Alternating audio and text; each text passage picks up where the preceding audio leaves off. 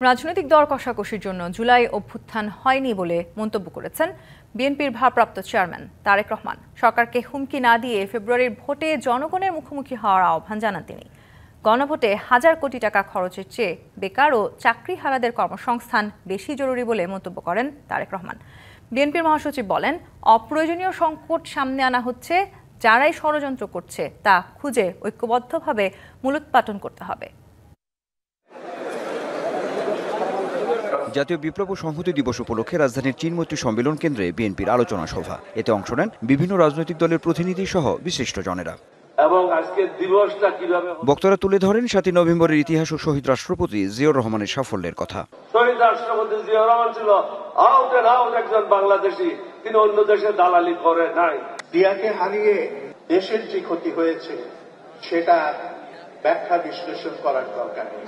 এ সময় অপ্রয়োজনীয় সংকট সামনে আনা হয়েছে উল্লেখ করে সবাইকে ষড়যন্ত্র প্রতিহতের আহ্বান জানান বিএনপি মহাসচিব। এই যে একটা সংকট তৈরি হয়েছে, অপ্রয়োজনীয় সংকট, এটা কোনো প্রয়োজন ছিল না, অতএব সংকটটা তৈরি করা হয়েছে আমি মনে করি অত্যন্ত উদ্দেশ্যমূলক হবে। লন্ডন থেকে ভার্চুয়ালি যুক্ত হন দলের ভারপ্রাপ্ত চেয়ারম্যান তারেক রহমান। কোনো দলের নাম উল্লেখ না করে বলেন, সরকারকে হুমকি না দিয়ে জনগণের মুখোমুখি হন।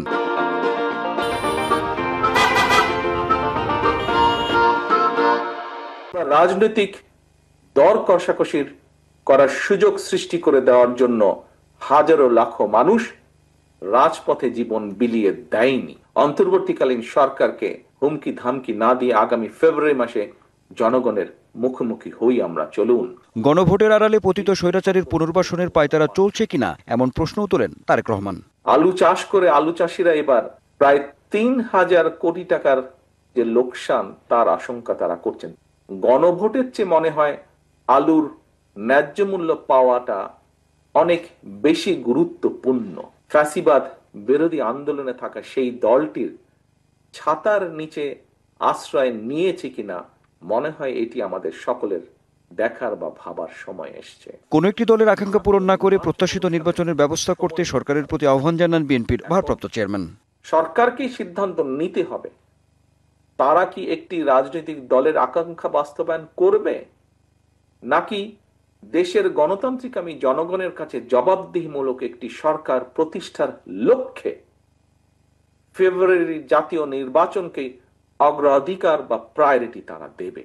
আগুন সন্ত্রাসের পরিবেশ তৈরির অপচেষ্টাকে ঐক্যবদ্ধভাবে প্রতিহতের বার্তাও দেন তারেক রহমান। কয়েকদিনে আমরা দেখছি খোদ রাজধানীতে যেভাবে আগুন সন্ত্রাস চালিয়েছে। Anwar Hossain, DBC news, Dhaka.